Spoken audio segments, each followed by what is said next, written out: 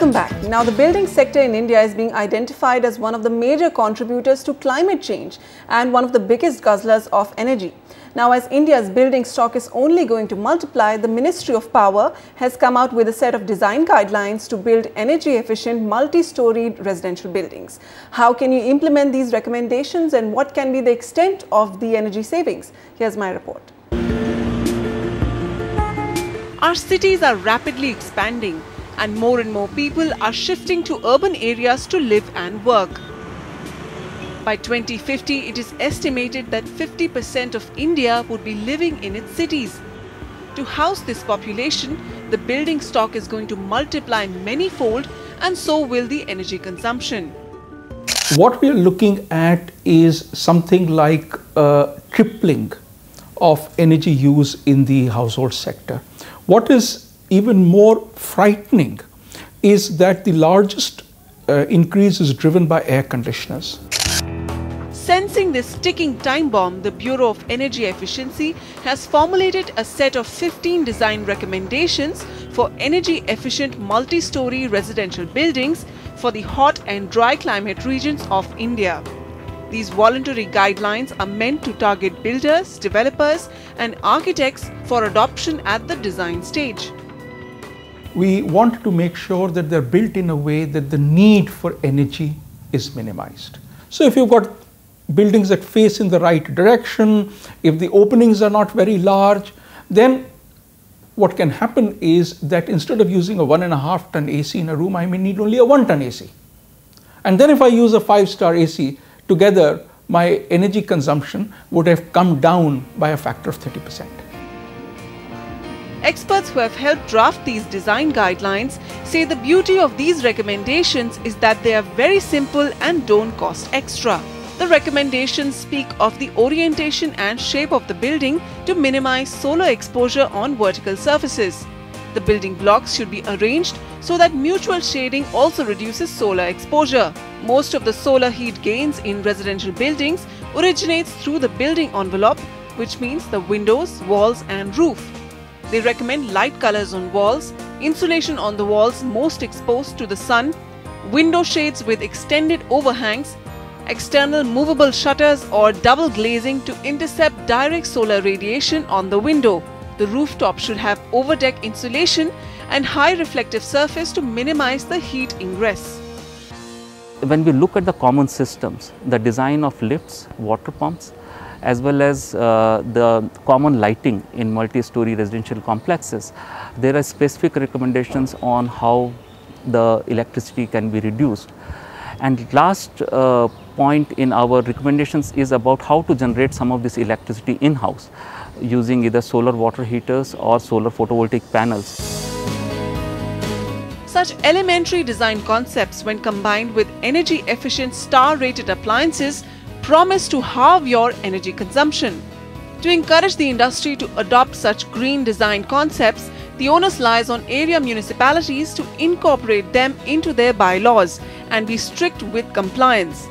However, most local development bodies take on the carrot and stick approach, offering incentives of extra FAR and ground coverage. That additional 3 stories increases the cost of servicing that building, carrying people up and down, carrying water up to service the building. It increases the cost in the construction of the building. More steel will be consumed to resist earthquakes and typhoon or wind or storm loads. What you thought you were gaining by energy efficiency, you have lost by building a particular type of building, increasing the height of the building.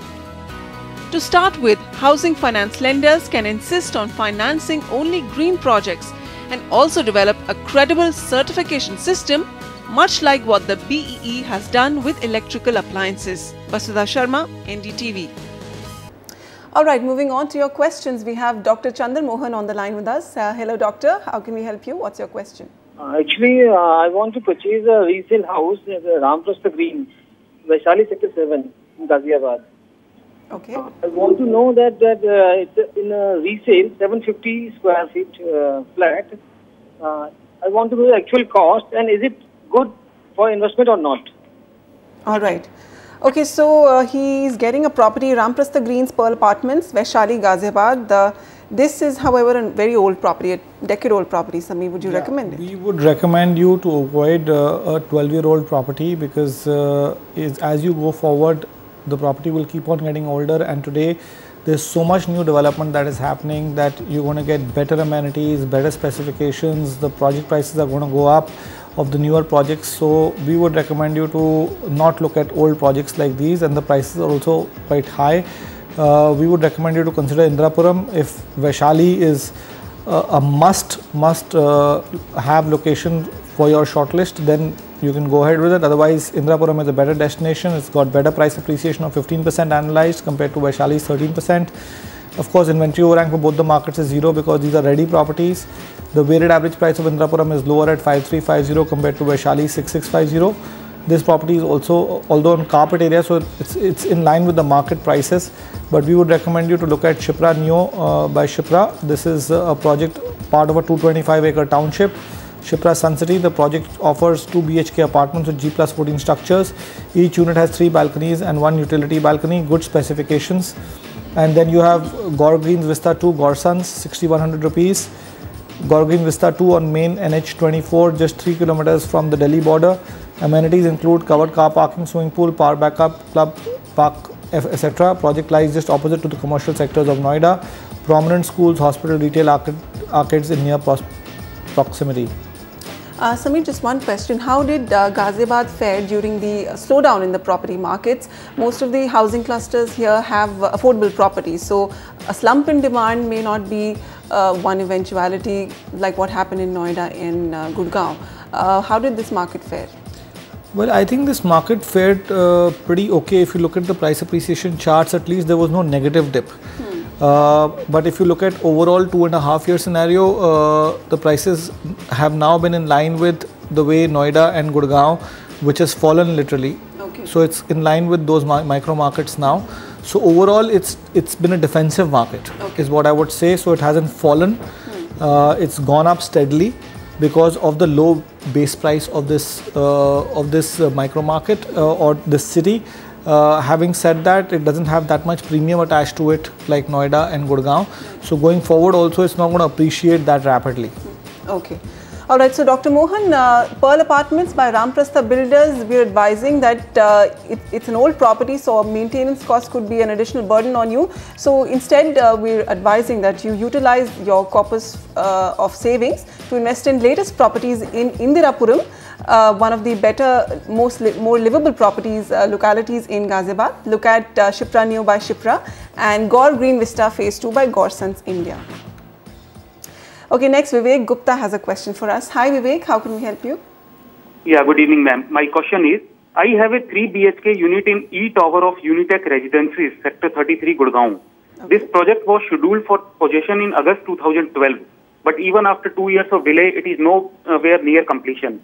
Please advise me whether I should sell it or wait for its completion. I am an investor and can wait, but wait should not be for more than 2 years. Please advise.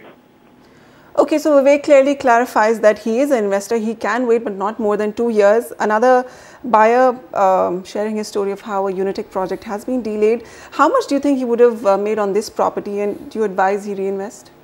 See, the launch price of this project was at 3295 rupees a square foot. So price appreciation since launch has been pretty good because the current resale price is about 7500 rupees a square foot. So on the price appreciation charts, this project has done well. Depending on what price and when you invested into this project. This project is also part of an integrated township spanning 154 acres. We would recommend you that if you can't wait and the prices are not going to really climb up, and since you're an investor over here, you can look at Gurgaon side of the Dwarka Expressway or the Delhi side of Dwarka Expressway, where price appreciation in the next 2 to 3 years should be slightly better. Here the price appreciation already has been about 14% and 18% respectively for Gurgaon side of the expressway because the lower base price doing better, because Gurgaon side is 6500 on weighted average price scale, whereas Delhi side is about 7950. The projects that you can consider are Cocoon by ATS Builders, 6200 to 6300 rupees a square foot. It's a 10.5 acre project. The project has luxury apartments being designed by Hafiz contractor over here. Project construction has reached advanced levels and possession is expected late next year. Heritage Max by Conscient Infrastructure. It's a low density project, around 45 units per year. Per acre, sorry, and this project is being financed by all the top banks, and project is based on a sports theme and has 90% open area. 106 Golf Avenue by CHT developers. This is sector 106. It's a luxury project of about 12.34 acres, and construction already is in advanced stages. Expected possession is 2015. Bank loan is available with all nationalized banks. Okay. So Vivek, that's the advice. Book profits in the Unitech Residences project, Sector 33. You can sell this and buy on the Dwarka Expressway. The Delhi side, we're giving you 3 recommendations. Cocoon by ATS Builders, Heritage Max by Conscient Infrastructure, and 106 Golf Avenue by CHT Developers.